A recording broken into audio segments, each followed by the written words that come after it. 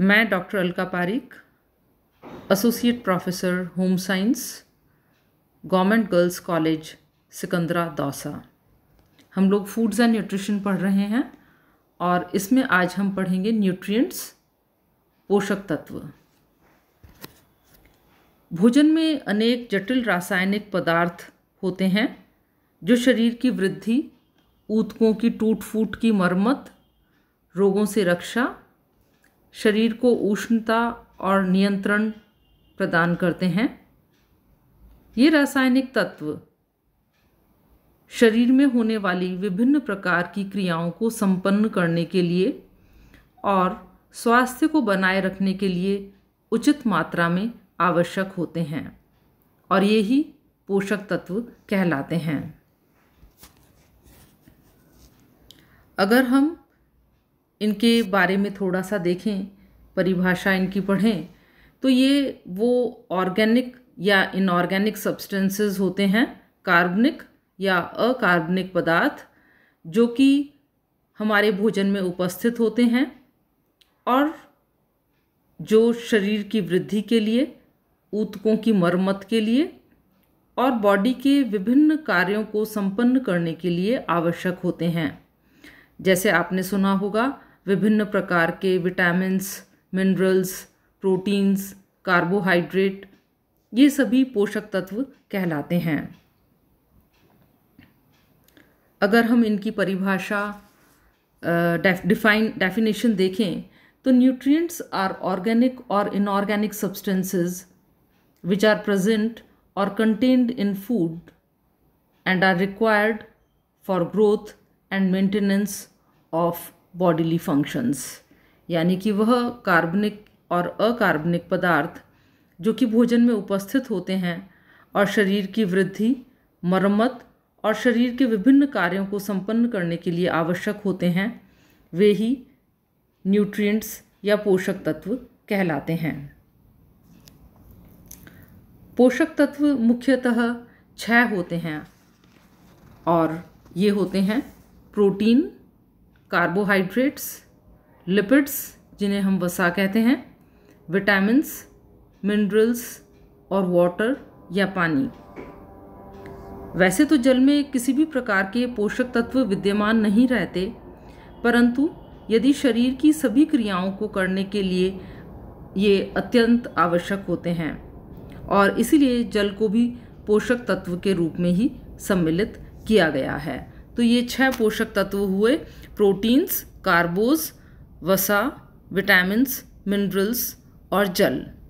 और हम अगर बैलेंस्ड डाइट लेते हैं तो उनमें ये सभी पोषक तत्व उपस्थित होते हैं और यही शरीर की वृद्धि करते हैं, मरम्मत करते हैं। सभी के इनके अलग अलग कार्य होते हैं।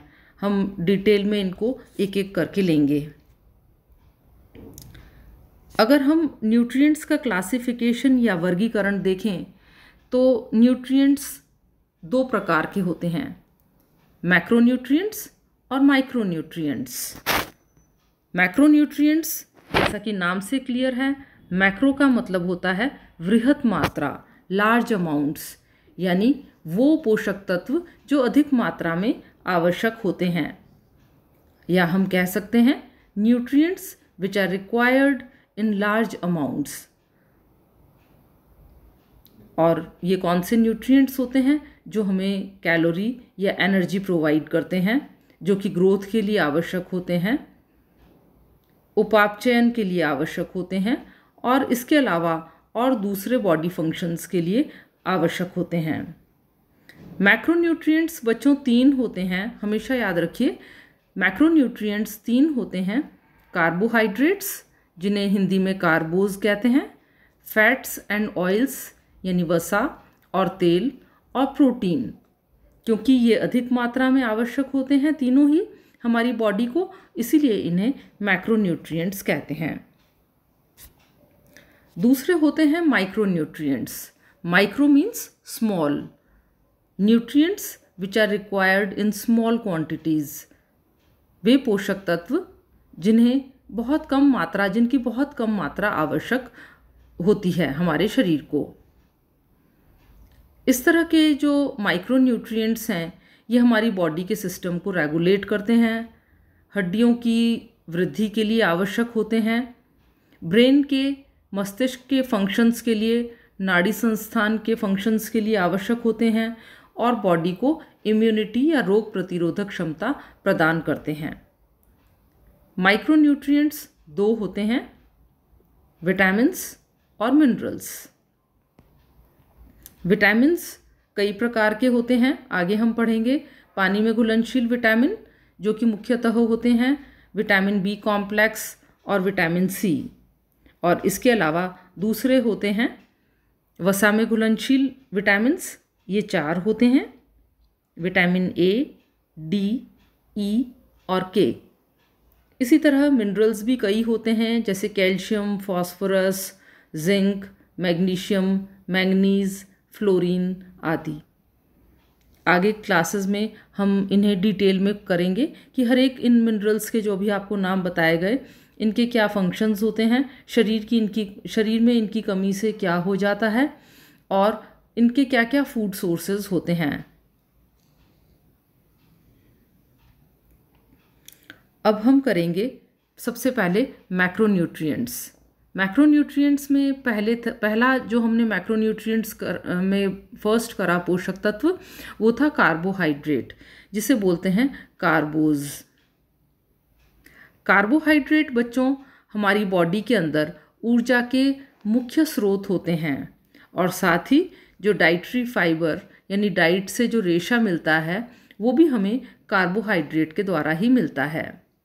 अब आप कहोगे कि मैडम हम जो डाइट में कार्बोहाइड्रेट लेते हैं वो कौन से होते हैं, हम कैसे पता लगाएं कि हमारी डाइट में कार्बोहाइड्रेट कौन से हैं, प्रोटीन कौन से हैं, फैट क्या है, कौन कौन से विटामिन्स और मिनरल्स हैं, या इनके फूड सोर्सेज क्या होते हैं, कौन कौन से भोजन के स्रोतों से हमें कार्बोहाइड्रेट्स मिल सकते हैं।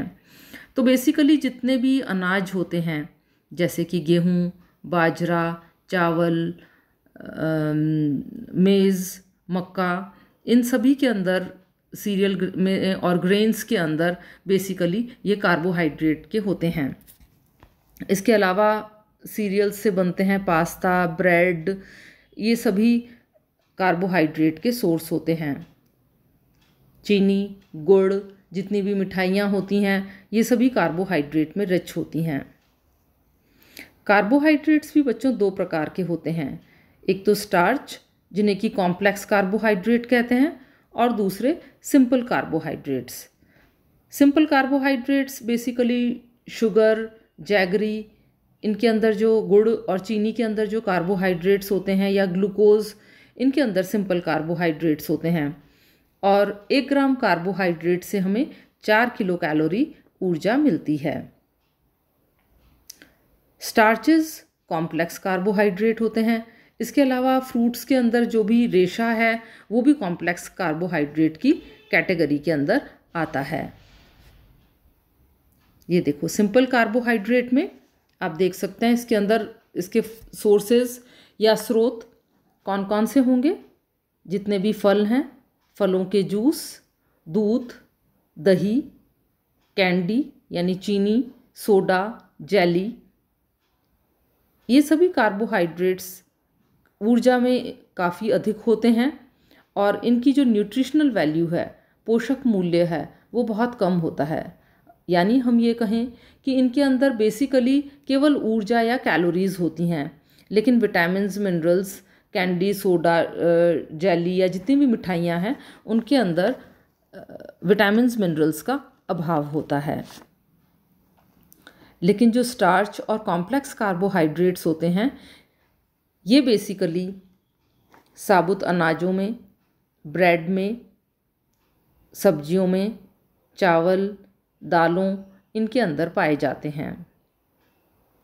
इनके कार्य होते हैं, पहला तो ये कि ये एनर्जी में रिच होते हैं और हमारे शरीर को ईंधन देते हैं। ईंधन मतलब जिस तरह से चूल्हे में हम ईंधन डालते हैं और उससे चूल्हा जलता है, उसी प्रकार शरीर के अंदर कार्बोहाइड्रेट ऊर्जा प्रदान करने का काम करते हैं। और ऊर्जा बच्चों हमें क्यों चाहिए? काम करने के लिए। तो एनर्जी क्यों चाहिए हमें? To do work. अगर बॉडी के अंदर एनर्जी नहीं होगी तो हम काम नहीं कर पाएंगे। तो जो भी कॉम्प्लेक्स कार्बोहाइड्रेट्स हैं ये फ्यूल यानी एनर्जी का या ऊर्जा का बहुत अच्छे साधन होते हैं। दूसरा, ये विटामिन्स, मिनरल्स और फाइबर इनके अंदर प्रचुर मात्रा में होता है। They are rich in vitamins, minerals and fibre. आप कहेंगे फाइबर क्या है? फाइबर एक प्लांट मटेरियल है। ये ह्यूमन डाइजेस्टिव सिस्टम, मानव के पाचन संस्थान के द्वारा डाइजेस्ट नहीं हो पाता है, लेकिन ये आवश्यक है। और ये किस किस के अंदर पाया जाता है? जितनी भी फल हैं, सब्जियां हैं, सलाद हैं, ग्रीन वेजिटेबल्स हैं, साबुत अनाज हैं, दालें हैं, इनके अंदर ये पाया जाता है फाइबर। और फाइबर के कार्य क्या होते हैं? आप कहोगे मैडम फाइबर तो आप बोल रहे हो कि ह्यूमन डाइजेस्टिव सिस्टम के द्वारा डाइजेस्ट ही नहीं हो सकता, तो फिर ये क्यों आवश्यक है? रेशे के क्या कार्य होते हैं? ये पाचन में हेल्प करता है। जो भी हम फूड लेते हैं, अगर हम इसीलिए सलाद लेने के लिए और फ्रूट जूसेस के बजाय फ्रूट्स लेने के लिए कहा जाता है, क्योंकि ये पाचन में सहायक होते हैं। बहुत सारी बीमारियों के रिस्क को ये ख़त्म कर देते हैं, जैसे कि हृदय संबंधी बीमारियां, डायबिटीज़, मोटापा और कई प्रकार के कैंसर, पर्टिकुलरली बड़ी आंत का कैंसर। अगर हम हमारी डाइट के अंदर फाइबर प्रचुर मात्रा में लेते हैं तो ये सारी बीमारियां हमें नहीं होंगी। दूसरा, ये बाउल को रेगुलेट करते हैं। अगर हम फाइबर अच्छी मात्रा में खाते हैं फल और सलाद के माध्यम से, तो कॉन्स्टिपेशन की प्रॉब्लम, कब्ज़ की प्रॉब्लम नहीं रहती और जो भी मल है वो आसानी से निष्कासित हो जाता है। और बच्चों, इसीलिए वेस्टर्न कंट्रीज़ में भी अब मैदा, ब्रेड, इसके बजाय अनाज लेने के लिए, फ्रूट्स लेने के लिए, वेजिटेबल्स लेने के लिए, सलाद, खीरा, मूली, गाजर, ये सब लेने के लिए कहा जाता है। क्यों? क्योंकि ये कॉन्स्टिपेशन की प्रॉब्लम से बचाते हैं और कई प्रकार के कैंसर्स होने से भी रोकते हैं। इसलिए हमें अपनी डाइट के अंदर फाइबर यानी रेशा अवश्य ही लेना चाहिए। तो ये थे कार्बोहाइड्रेट्स। कार्बोहाइड्रेट्स में हमने पढ़ा कौन कौन से? सिंपल कार्बोहाइड्रेट्स जो कि सिर्फ ऊर्जा प्रदान करते हैं। दूसरे होते हैं स्टार्चेज या कॉम्प्लेक्स कार्बोहाइड्रेट्स जो कि हमें ऊर्जा तो प्रदान करते ही हैं, लेकिन विटामिन्स, मिनरल्स और फाइबर भी प्रदान करते हैं। और फाइबर कहाँ से मिलता है और फाइबर की इम्पॉर्टेंस ये हमने अभी करी ही। तो ये था पूरा कार्बोहाइड्रेट के बारे में, जो कि हमारा पहला मैक्रोन्यूट्रिएंट है। दूसरा मैक्रोन्यूट्रिएंट है प्रोटीन। प्रोटीन ऊर्जा तो प्रदान करता ही है, लेकिन इसका सबसे इम्पॉर्टेंट काम होता है कि ये बॉडी के टिश्यूज़ की रिपेयर करता है, बॉडी के ऊतकों की मरम्मत करता है और बॉडी में नए ऊतक बनाने में भी हेल्प करता है। प्रोटीन विभिन्न प्रकार के अमीनो अम्ल से बना होता है। 20 अमीनो अम्ल से बना होता है। कुछ आवश्यक अमीनो अम्ल होते हैं, कुछ नॉन एसेंशियल अमीनो एसिड्स होते हैं। अब आप कहोगे कि मैडम प्रोटीन किसके अंदर पाया जाता है? तो प्रोटीन बच्चों basically meat, fish, egg, poultry, इनमें पाया जाता है। और अगर आप कहोगे कि मैडम हम तो नॉन वेज नहीं खाते, मांसाहारी नहीं है, शाकाहारी हैं, तो शाकाहारी लोगों के लिए ये दूध और दूध से बने भोज्य पदार्थ जैसे कि दूध, छाछ, मक्खन, दही, बटर, इसके अलावा दालों में पाया जाता है, तिल और तिलहन में पाया जाता है, विभिन्न प्रकार की जो नट्स होती हैं जैसे कि मूंगफली, काजू, बादाम, इनके अंदर पाया जाता है। तो ये सारे प्रोटीन के, और कुछ मात्रा में ये अनाजों के अंदर भी पाया जाता है।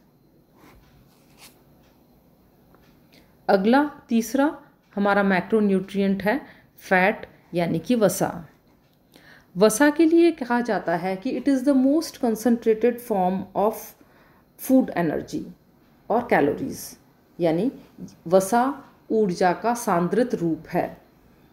अगर हम देखें कि हमें कार्बोहाइड्रेट और प्रोटीन से कितनी ऊर्जा प्राप्त होती है, तो जनरली देखा जाता है कि कार्बोहाइड्रेट से के 1 ग्राम से 4 किलो कैलोरी, प्रोटीन के 1 ग्राम से भी 4 किलो कैलोरी ऊर्जा मिलती है, लेकिन वसा के 1 ग्राम से 9 किलो कैलोरी ऊर्जा मिलती है, जो कि कार्बोहाइड्रेट और प्रोटीन की ऊर्जा की डबल से भी ज़्यादा है। और इसीलिए वसा को ऊर्जा का सांद्रित रूप कहा जाता है। वसा के भोजन स्रोत हैं बटर, जितने भी तेल हैं, सैलेड ड्रेसिंग्स हैं, घी, मक्खन, होल मिल्क, जितने भी डेयरी प्रोडक्ट्स हैं, नट्स और सीड्स जितने भी होते हैं, इन सभी के अंदर वसा प्रचुर मात्रा में पाई जाती है। वसा के कार्य होते हैं हेल्दी स्किन रखना, शरीर की वृद्धि करना, ऊर्जा प्रदान करना तो होता ही है। इसी के साथ वसा भोजन के अंदर टेस्ट और टेक्सचर को भी इम्प्रूव करती है। अगर एक तो उबला हुआ खाना खाएं हम, और एक दाल में अच्छे से घी का तड़का वगैरह लगा करके खाएं, चपाती पे घी लगा करके खाएं, ब्रेड के ऊपर भी बटर लगा करके खाएं, तो वो फूड खाने में अधिक टेस्टी लगता है। तो जब भी इसी तरह से पूड़ियाँ पसंद आती हैं, पकौड़ियाँ, समोसे अच्छे लगते हैं, क्यों? क्योंकि फैट हमारे फूड के अंदर टेस्ट को बढ़ाता है। इसके अलावा एक बहुत इम्पॉर्टेंट फंक्शन फैट का ये है कि ये जितने भी वसा में घुलनशील विटामिन्स हैं वो शरीर को प्रोवाइड करता है। और पहले हमने पढ़ा था कि वसा में घुलनशील विटामिन्स कौन कौन से होते हैं? Vitamin A, vitamin D, vitamin E और विटामिन के। अगर हम वसा पर्याप्त मात्रा में नहीं लेंगे तो वसा में घुलनशील जो विटामिन्स हैं वो भी शरीर को नहीं मिल पाएंगे। तो इसलिए fat is a very good source of fat soluble vitamins. और अंतिम फंक्शन कि ये ऊर्जा प्रदान करता है। तो ये सारे कार्य थे वसा के, यानी कि फैट के। कार्बोहाइड्रेट्स की तरह ही वसा भी 2 तरह की होती है, सैचुरेटेड फैट और अनसैचुरेटेड फैट, यानी संतृप्त वसा और असंतृप्त वसा। संतृप्त वसा वह होती है जो कि कमरे के तापक्रम पर सॉलिड होती है, और अनसैचुरेटेड फैट जैसे कि सैचुरेटेड फैट जैसे कि घी, बटर, और अनसैचुरेटेड फैट जैसे तेल जो कि रूम के टेम्परेचर पर लिक्विड होती है। वेजिटेबल ऑयल्स, फिश ऑयल्स, ये सब पॉलीअनसैचुरेटेड फैट्स होते हैं। तो ये थे टाइप्स ऑफ फैट्स। तो बच्चों, आज की कक्षा में हमने पढ़ा मैक्रोन्यूट्रिएंट्स के बारे में, कार्बोहाइड्रेट्स, प्रोटीन और फैट। अगली कक्षा में हम पढ़ेंगे माइक्रोन्यूट्रिएंट्स के बारे में, विटामिन्स और मिनरल्स। अगर आपको पसंद आए तो लाइक, शेयर और सब्सक्राइब करें, और अगर कोई क्वेश्चंस हैं आपके मन में तो आप वो आसानी से पूछ सकते हैं। धन्यवाद।